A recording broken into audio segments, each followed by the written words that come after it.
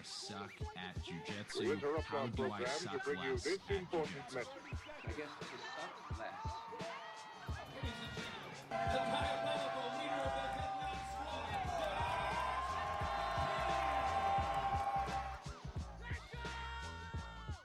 Hey everybody, this is Josh McKinney, and I just want to welcome you to the newest episode of the I Suck at Jiu-Jitsu show. So today we are going to do something a little fun, and this is something that I've never done before. We're going to look at the unwritten rules of Jiu-Jitsu, and there are certain rules that I believe apply on every single mat that I've ever been on.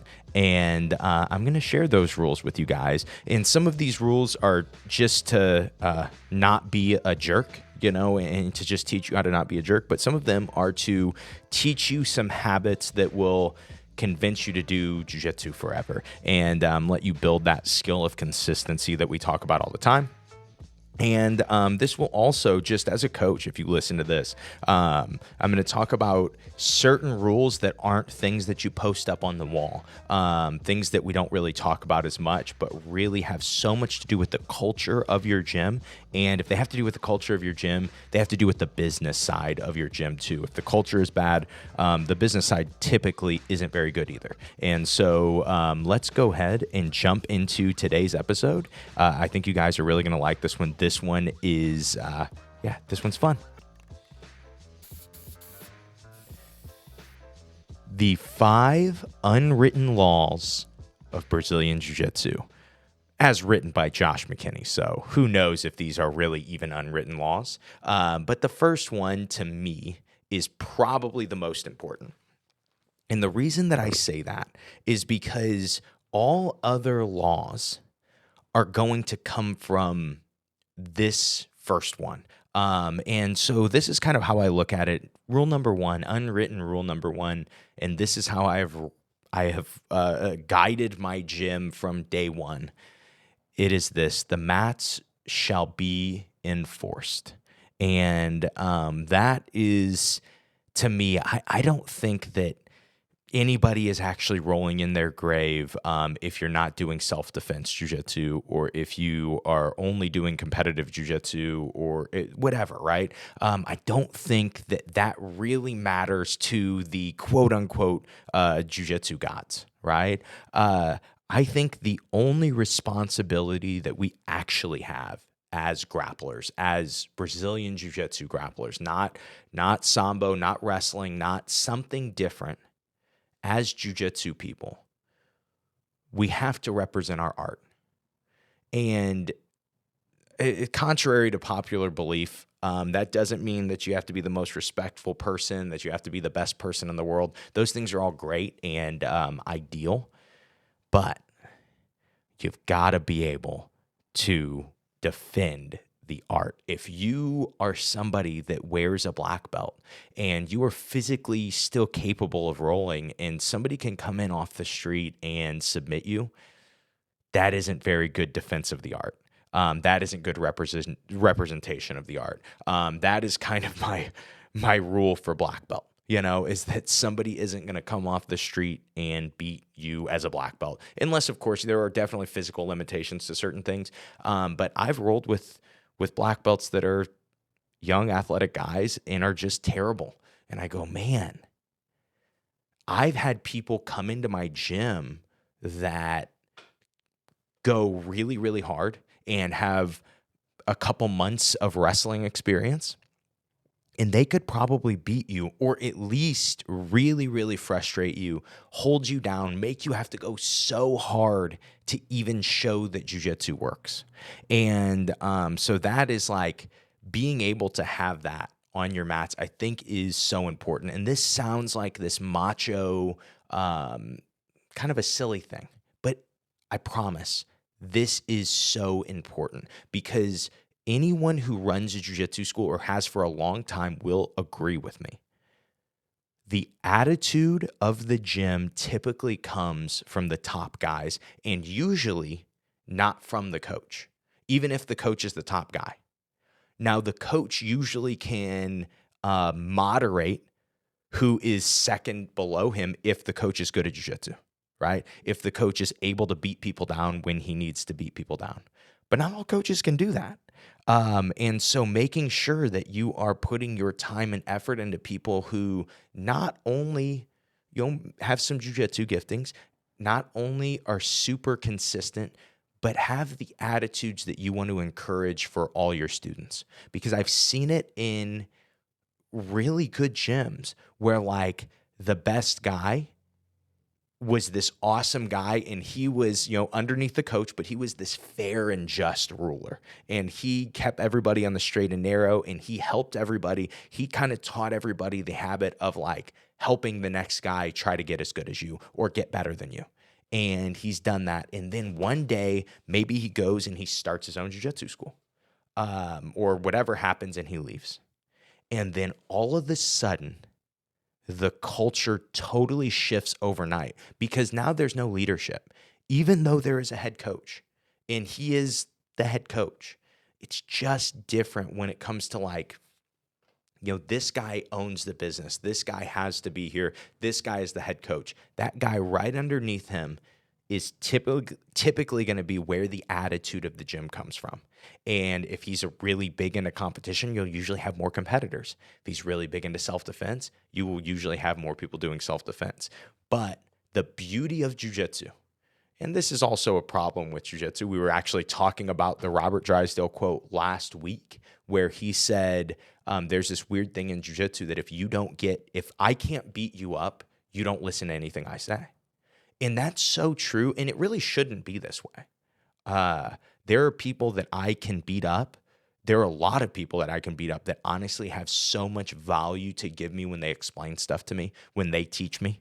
And so for me, it's like a matter of asking those people questions. Because you can always say like, okay, well, yeah, I can beat those people up, but maybe I'm 30 pounds heavier than him. That makes a big difference. Maybe I am 10 years younger than him. That makes a big difference, And so going with that mindset of, if this guy can beat me, then I should listen to everything he says. And if he can't, then I shouldn't.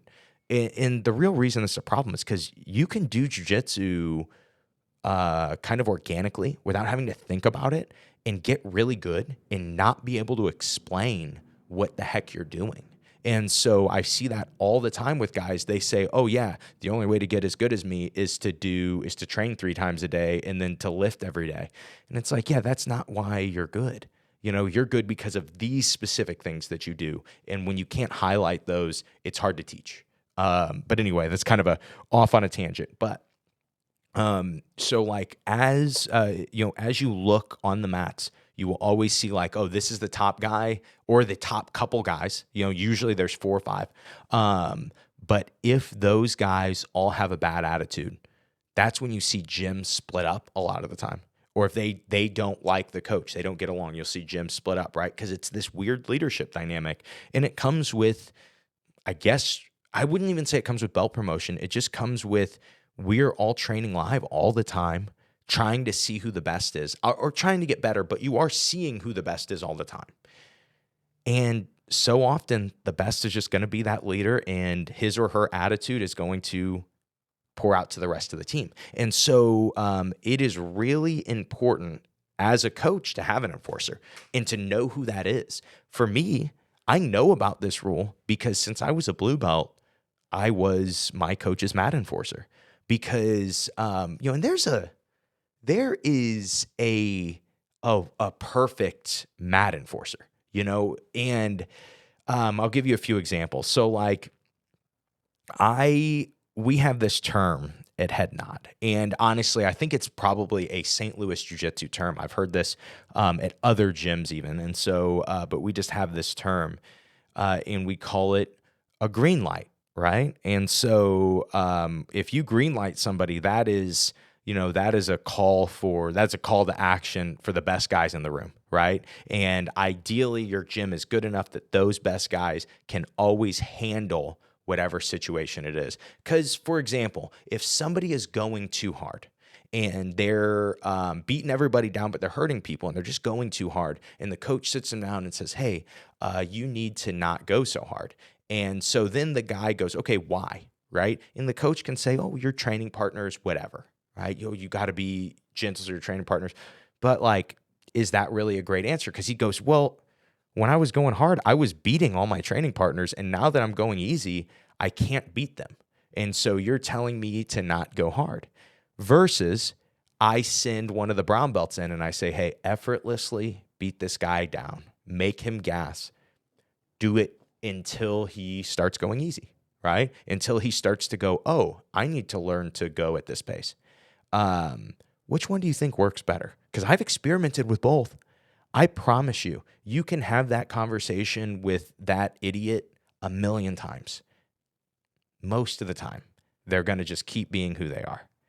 But if you let them go to school in the school of hard knocks, if you let them get some pressure put on them a little bit, not hurt, but just, we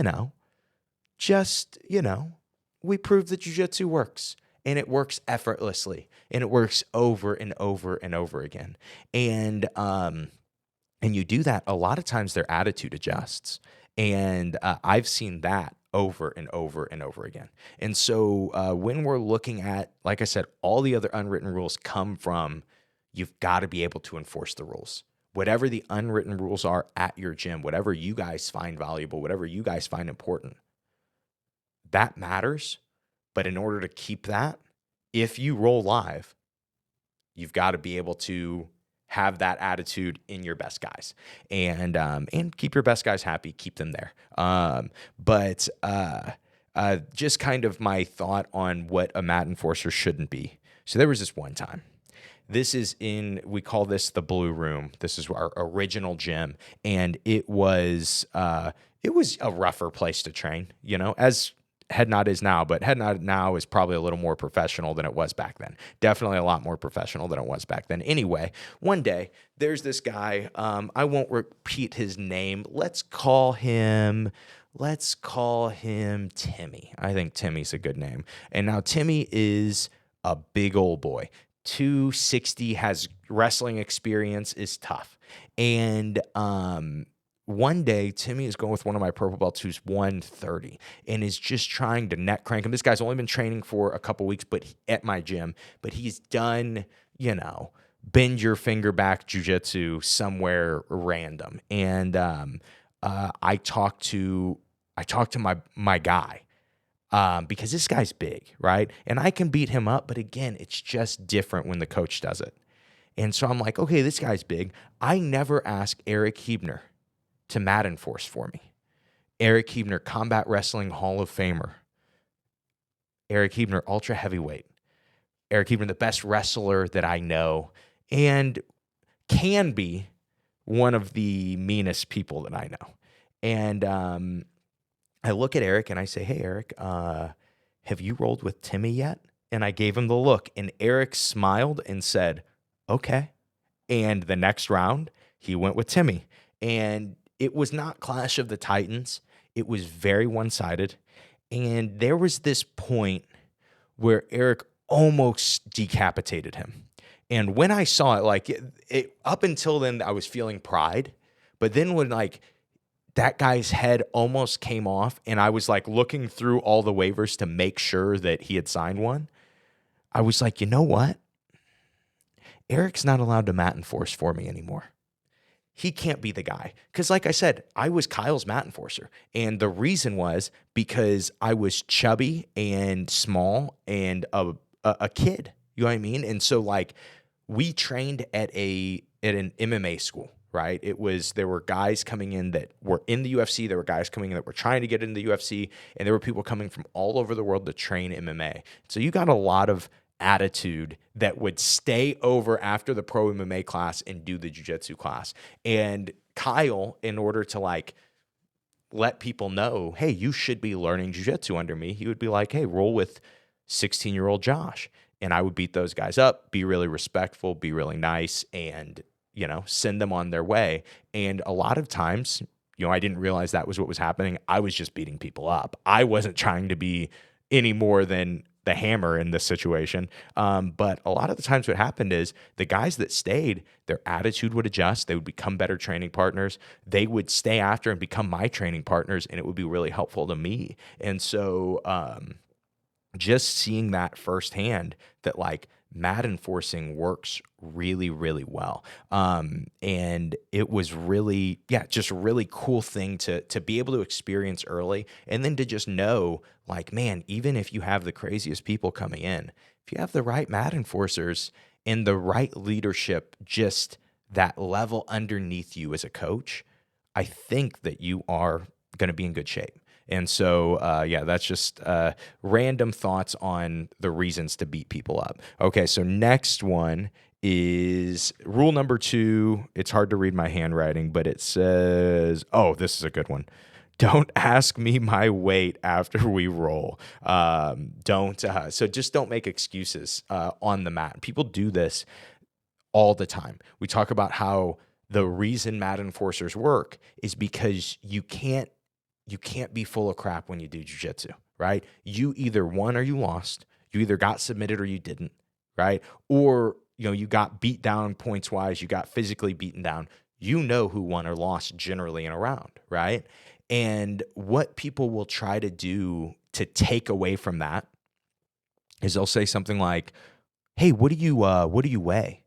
Like, oh, I weigh 190. And like, oh, okay.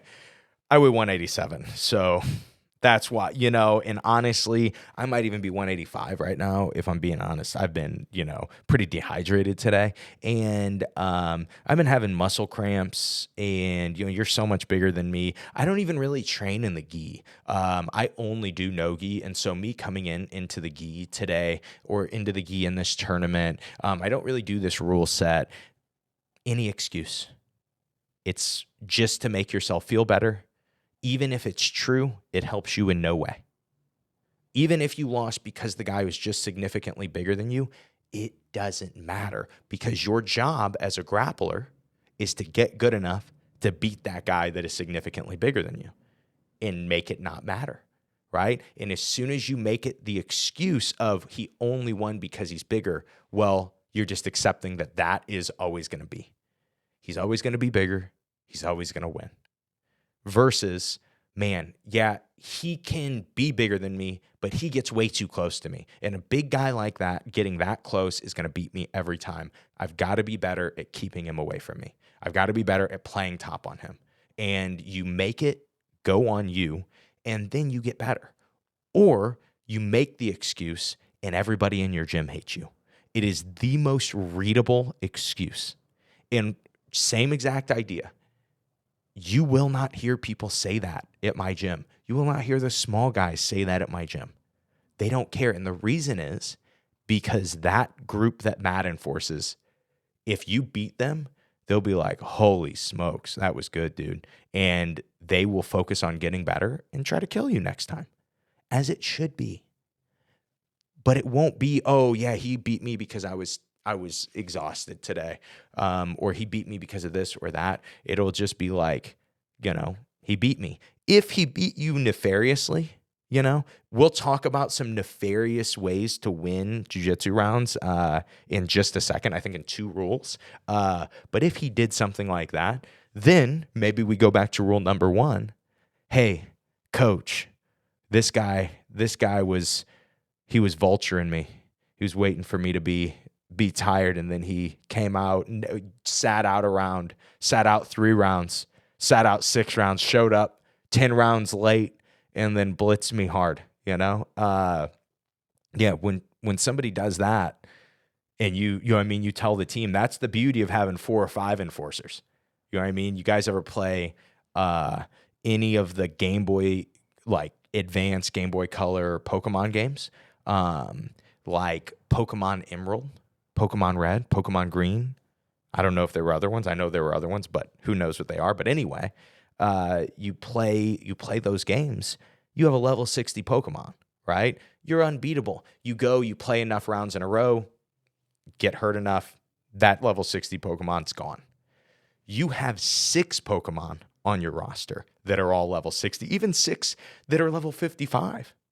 You're so much better off, right? And so when it comes to jiu-jitsu mat enforcers, hey, it's a long open mat. And so if we've got to double up, triple up, quadruple up, we got to do it.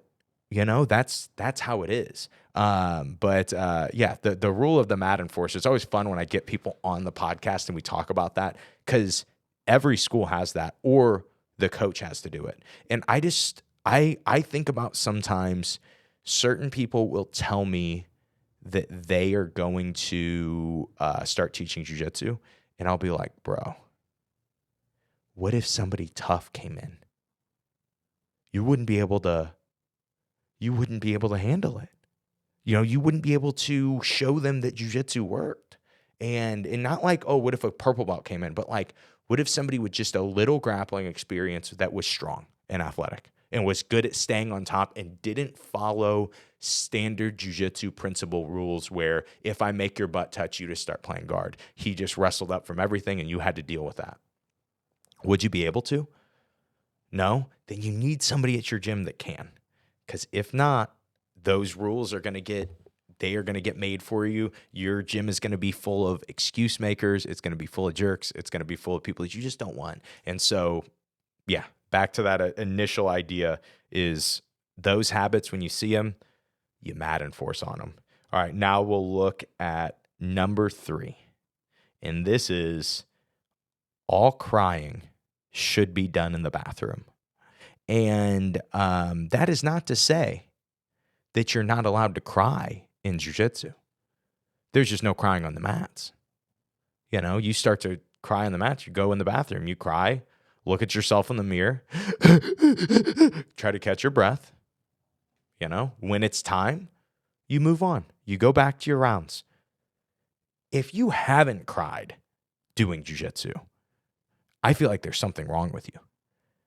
I've cried at least twice in the last year, like in the last calendar year. Right? Yeah, at least. Yeah, if you're not putting enough passion into your jiu-jitsu that you cry in discouragement sometimes, I don't think you're really doing jiu-jitsu.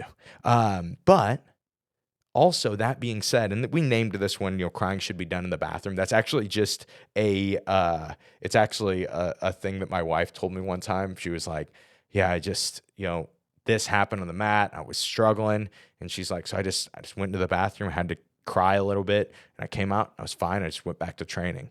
And I was just like, oh, okay, that's a good idea. But the reason I said that is because the continuation is crying should be done in the bathroom, not on Facebook, not on Reddit, and not behind the person's back, right? Again, if the person needs beat up, then you call the crew and you have them beat up. But I don't be like, oh yeah, I don't roll with this guy because he's this, he always ankle locks, and I hate people that ankle lock. And then, let's none of us roll with him, right? No, don't do that. Don't make some post about him on Facebook. You're not 12. Don't go on Reddit and go, I'm just going to be hypothetical here, and then call out all the people you hate in your gym so you can feel vindicated. Because that's all that is. It's just like, it literally is the exact same thing as saying somebody weighed more than you. In making that excuse. Anytime that you make that social excuse of I need to bash people on social media, or I need to bash people on Reddit, on my team especially, that's honestly, you're kind of being a weenie, and you just see that and you go, okay, that is that is a habit that you see in jiu-jitsu so much now, just in general. But you see a lot of old school guys be so upset about it because it was an unwritten rule. You used to that people would get killed for talking about how their round went with a good guy. If you beat a black belt, if you mentioned it to anybody when I was coming up, even brought it up, people would in the group would be like, hey, don't talk about that, dude. It was very, very normal to be that way. And then you transition at 10 years or 15 years, and you have Reddit where people will call out their coach and tag the website and be like, this guy is whatever, right? And bash them, or call out just different people. Not that that's always wrong. Sometimes it's very helpful to the community that happens. but there is a difference between like a coach sexually abusing students and you getting your feelings hurt because a blue belt cross-faced you too hard and the coach said, hey, this is jiu-jitsu. That's part of jiu-jitsu, right? And so, when you have something, when that happens, go cry in the bathroom. Keep it to yourself. And that is not to say that you are not allowed to have emotions. It's just jiu-jitsu teaches you to manage emotions because emotions never, ever, ever help you on the mat. It is never helpful for you to be sad when you're rolling. It's never like, oh man, I got to get really sad and then I can go better. I can think better, right? Even angry people that will talk about that. Like, oh yeah, I want to feel angry when I go and compete. And it's like, you don't always have control over how you feel. You have control over how you be. What I mean by that is when I go to compete, I don't want to get nervous. I don't want to feel nerves, but I always feel nerves when I compete, regardless of where we're at, regardless of how many times I've beaten my opponent. And I've talked to a lot of competitors. We all deal with this. We feel nerves, but I can be gangster, right? And still feel nervous. I can be confident and still feel nervous. They are two different things, right? What I decide I'm going to be that day, the actions that I am going to do, and the way I feel, right? They are separate things. Jiu-jitsu helps you learn that they are separate things because sometimes you will feel panicked being smashed in a position. You'll feel panicked out of exhaustion. You'll be almost hyperventilating. And you are feeling like you are going to die. And when you can learn to feel like you're going to die, but still fight, but still grapple, but still escape, but still think, still be in control of yourself, you're learning to control your emotions. Because like no emotion is worse than the feeling of death, the feeling of panic, right? And like this is bad enough that we shouldn't be here anymore. And you have the easy option. You could just tap in all those positions. And most of us in jiu-jitsu, we just naturally learn like my head being squeezed, it ain't that big of a deal. Who cares? And so that is why I think that you should learn to cry in the bathroom and not feel vindicated because you got all your emotions out, on Facebook. And that is my third rule. We have two more. And I think that they're both really good, really valuable. But right now, we will move to a quick commercial break before we come back with the last two unwritten rules of jiu-jitsu. Hey guys, this is Josh McKinney. Just wanted to interrupt the podcast really quick and tell you about the I Suck at Jiu-Jitsu Show Pro. And so if you've been listening, we've put out 250 plus episodes on the I Suck at Jiu-Jitsu show. All of this content has been free. We've put out a lot of different YouTube content that's been free, but we have always pushed different instructionals that I've made on my website, simplifyingjujitsu.com. And we've always sold those instructionals at a premium price. I really feel like the amount of effort, the amount of time, and the amount of information that we put into these courses is always worth the price that we kind of sell them for. But we're getting to this point that if you wanted to kind of learn the whole picture, it's becoming hard because it's becoming expensive. And so when I look at the instructionals that I have on the I Suck at Jiu-Jitsu or on simplifyingjujitsu.com, we have the duck guard. We have how to learn jiu-jitsu that me and my dad did together. We have the essentials of jiu-jitsu Kimura, where we look at mastering the Kimura. I have 4 different seminars, some on guard passing, some on upper body control that I have on the website, and I now have the trinity of guard passing on the website. And if you add all that up, all those different courses, it ends up being like $800. And for me personally, if I'm being honest with you guys, I couldn't afford to invest $800 into online jiu-jitsu learning right now. But I couldn't afford to invest $20. And that is what I decided to make all of these instructionals that I just told you guys on the I Suck at Jiu-Jitsu Show Pro. I Suck at Jiu-Jitsu Show Pro is available for only $20 a month. There is no contract. You can cancel anytime. And you can watch all of those instructionals in 1 month if you really wanted to, and then cancel right after that. And so the I Suck at Jiu-Jitsu Show Pro is so worth it right now. And each month, we are going to be adding a new course, a new premium podcast. In June, we have planned Master Any Position in 6 weeks. We have a plan on doing a version 2 of the duck guard, where we add some new concepts of playing guard that we've been working on that are super helpful to getting into single leg X to K guard.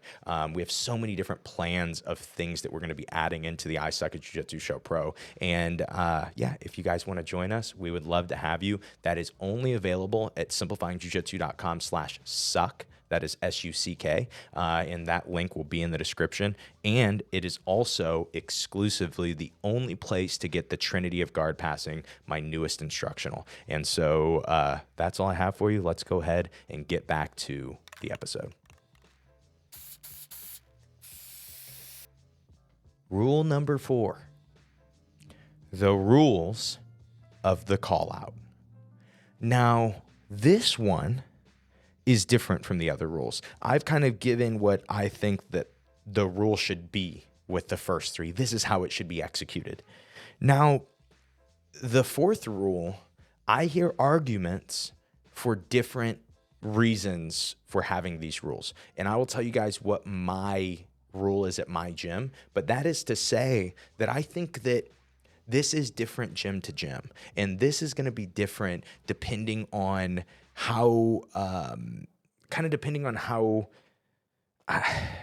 the whole goal of the gym. A lot of the time, it will be dependent on if you are competitors. It will be dependent on all kinds of different things like that. But there are always going to be rules on call outs. So, for instance, some gyms, you cannot call out a higher belt. You can't ask a higher belt to roll. This is something I don't really care for. I think that like the standard of that is just not the case anymore. Most places I go. The reason that I think that it used to be is so we talked about like trying to vulture somebody. Like, oh yeah, I'm gonna, this guy's dead. I'm going to go and try to pick the bones off the carcass, right? And you try to call him out right when he's tired, when you're rested. And I think people would be like, oh, yeah, don't do that to black belts. That's disrespectful, right? And the truth is, yes, I think that is the case. But also, the ability to say no to a round is also very important for the laws at my gym. If I don't want to roll with you, I don't need to roll with you. And I don't need an explanation. I don't have to make an excuse. No. Okay. That's it. Right? And so since that is the rule, if I am that tired black belt and I don't feel like going with this guy, I'll just go, no. A lot of times I'll yell at you, but it's not a rule. Nobody cares. I'm going to beat you up the next round really, really, really bad. But yeah, you're allowed to call me out. I don't care. But if you call me out regardless, you're going to get beat up. I don't know. That's probably, I assume that's why you called me out, was in order to get beat up. So I don't know. And so like in the call out's weird because with like, when you become a black belt, I think it becomes more awkward a lot of the times. You meet a different black belt, you're like, okay, I want to roll with this guy. Because that's what we do in jiu-jitsu. Is more curiosity than anything. Yeah, we want to beat the guy up, but more like if he could beat me up, I want to know that. I want to be aware of that. And so like if he starts to, well, then I will, I will be aware. I'll start to adjust to that. But that is just kind of, when I think about the call out, those are like my big things. But I have heard some other thoughts on kind of how people do it. And like, for instance, I have a friend who was saying that he doesn't like calling out black belts. And his argument really was like, yeah, dude, people will do it because their goal is to beat the black belt. And he's like, and I think that's a dumb goal to have. He goes, I don't think you should have the goal of like, yeah, I want to try to beat my black belt that helps me all the time and goes easy on me all the time. And then when he's really tired, I should try to beat him. And I'm like, you know what? That's a valuable argument. For me as a competitor, though, it's nice. And this is different. I am a competitor and a coach, right? And so it is different for me. If I'm not a competitor anymore, maybe it changes. But for me right now, the ability to get pushed when I'm struggling, when I'm really tired, that is not something I've always been able to have in my training, especially as a coach. It's only been a few years that the gym has been that level that I can just, no matter who's there at night, I know I'm going to get pushed and it'll be hard, especially as I get tired. And the ability to do that is awesome. That's why I don't have a call out rule. Little note also on the you have tight space and you're rolling rule. Should you have to move for the higher belt? These things are things that are different from gym to gym. And if I ever go to somebody's gym and they have these rules, I will always respect them. If they're just whatever their rules are, I won't be there. If the rule is so significant that I don't want to train, then I just won't train. I just won't go to that gym, right? But yeah, if you have rules, I will always respect them. But here's another jiu-jitsu rule that I think doesn't make sense, and it is moving out of the way for the higher belt. And this is not a respect thing. I think that you should be respectful of everybody on the mat when you are rolling, because you could roll into somebody, whether they're a lower belt or a higher belt, and hurt them, or more likely kick somebody and hurt them. And so when I see this, it's like people will always be like, yeah, move for the higher belt. But sometimes you just don't see, and the higher belt maybe sees you and expects you to move, but you don't see them, and then you're getting run into, right? Versus everybody looking out for one thing. How I look at it is, if you can see somebody's feet, then you should move. Okay. And the reason that I say that is because the biggest injury that will happen because of people running into each other is getting kicked in the head. It's the only injury. I used to have a 700 square foot gym, and we would have 40 people rolling live on that mat. And that is not enough space. Definitely not safe. People would be rolling on the carpet at points. But anyway, a big thing, the only injuries that we ever had come of that were people getting concussions from getting kicked in the head. And so that's when we changed the rule from higher belts, be respectful, all this stuff, to if you see feet, move, because that means they can't see you and your head is close to their feet. Okay, so that means that it is your responsibility. And so honestly, how we usually would do it when some people don't actually have enough space for everybody to roll live, so you could do A team, B team, or whatever. But what I've always liked is, like, you do that, and even if you bump into each other, most of the time it's not a big deal at all, because you're like, the top players are bumping each other's butts, right? It's not like we're in a weird position where somebody gets kicked in the head. One time people were drilling takedowns. This is the wildest thing I've ever seen. Two guys drilled them at the exact same time. They were 10 feet apart. But as both guys fell, they both landed at the exact same time. Their head hit together like coconuts. That was wild. That was just a freak accident. That's always, those things happen in jiu-jitsu. But if you really just follow that rule of seeing feet, you will protect yourself so much when it comes to tight space rolling. And then number 5, and this is the last unwritten rule. In some places this is written, but I do feel like this is an easily forgotten rule. And again, this isn't really going to be written on most jiu-jitsu walls. And that is, have fun. Enjoy jiu-jitsu. Keep it playful. Whatever you want to use for that term, but make sure that you keep jiu-jitsu as something that you enjoy. Because no matter how serious it gets, it's like everything that I do, every bit of money that I make, including my wife's job, because she's the general manager at our gym, like all the money that comes into our house, it comes from jiu-jitsu. All the work effort that we put in goes towards something jiu-jitsu related. And so if somebody were to take jiu-jitsu serious it could be me, but I don't. And that's just because jiu-jitsu's fun. It's a game. Make sure to play it, right? There's this point in the movie Moneyball where they're telling Billy Bean I think they're telling his parents when he's like 19, he's really young, and I think he's able to go to college, but they're telling him, hey, there's this point in every player's life where they get told it's time to stop playing the game. And they go, for most kids, it's right now, but your son can keep playing the game. And I love that sale, and that's what those guys do is they're trying to sell the kid to get him to sign. But I love that sale of, like, hey, do you want to keep playing? Right? Do you want to, because at a point you're going to be a grown up and you're not going to get to play anymore. Right? And jiu-jitsu lets us escape that. Jiu-jitsu lets us go back and say, I get to play again. And when you make it stressful, not when you make it your job, it can be your job, it can be your livelihood, but you want to keep it fun. And so if it becomes your livelihood, being fun in jiu-jitsu may change. It may shift to coaching. It may shift to teaching. It may shift to going to competitions. It may shift to refereeing. It may shift to online presence. It may shift to something else, but a different expression of jiu-jitsu. And you have fun with it. And if you just make sure that you are having fun with jiu-jitsu, consistency is so much easier. Hard work is so much easier because you have a reason to show up. And the reason isn't, I need to be great at this because that's where my value comes from.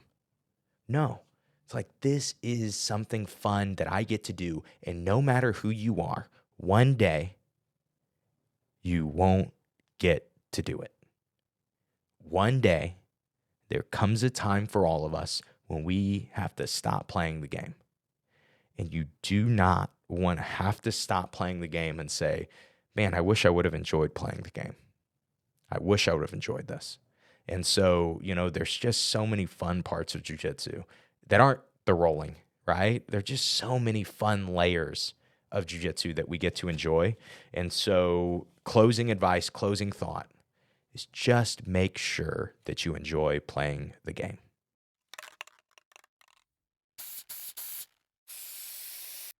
And that is the episode. Thank you guys for checking this one out. We're going to keep it typical, kind of the new standard where all of our cool stuff that we talk about, all the super secret stuff, stays at the very end of the episode, and we just hit you with content in the beginning.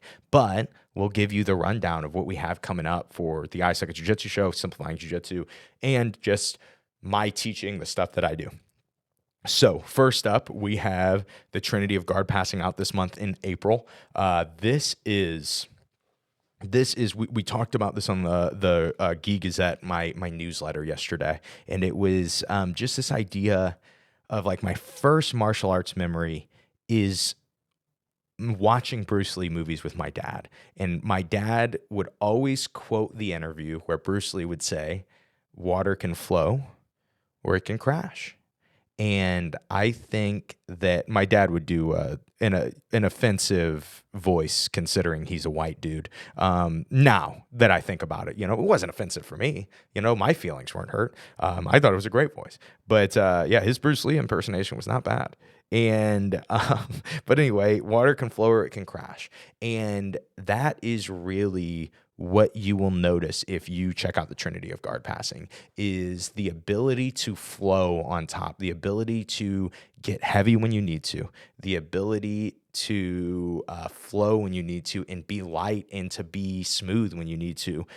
It comes with the concepts and ideas that are expressed in the Trinity of Guard passing. And again, that is only available on the iSuck Jiu-Jitsu Show Pro. The link is in the description.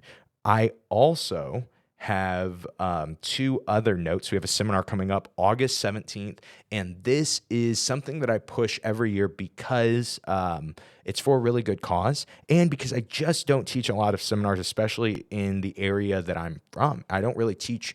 I teach one St. Louis seminar a year, and this will be at Watson Martial Arts on August 17th, and it is for Mission 111. You guys, I've talked about Mission 111 a lot of different times in the podcast. It's my mom's nonprofit.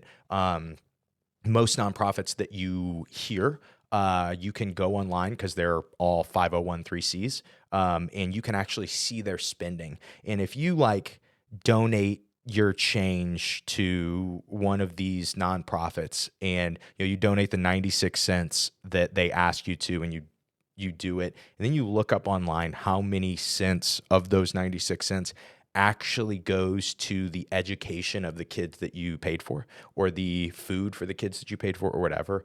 A lot of times it's like 10% or lower. Which is, I know that sounds crazy, but like when you donate to places, and I'm not telling you not to donate, just pay attention to that. But that is being said, when you donate to Mission 111, 100% of the funds goes to helping the kids and the people in need that we say it goes to helping. And so, yeah, just a note on that. I really would appreciate if you guys check that out. There's also something coming out April 21st. I do it every year also. We usually do a telethon. This year we're doing a not so late show. So it's kind of a spoof on a late show. And that'll be our annual kind of donation gala that we do for Mission 111. You guys can, that'll be free on Facebook and YouTube Live. I'll give you more info. I'll send it out to the Geek Gazette. So if you are part of the Geek Gazette, you should check that out, because it's like 2 hours and it's a random Sunday night where you can just be entertained by me. And then also there's, if I'm involved, there's always going to be tons of black belts on this, even though it has nothing to do with jiu-jitsu. Tons of jiu-jitsu people on it. So it'll be me and a bunch of jiu-jitsu people. And so, yeah, I think you guys should check that out. But besides that, that's all I have for you guys. There's a few big announcements that we'll have coming up in the next few weeks at the end of the show. So if you're tuning in to the end, stay to the end. There's really good stuff that we talk about, and I always try to keep the advice good there too. But that's all I have for you today. Hope you enjoyed today's episode, and I hope that today's episode helps you guys suck just a little bit less at jiu-jitsu. Have a great day, guys.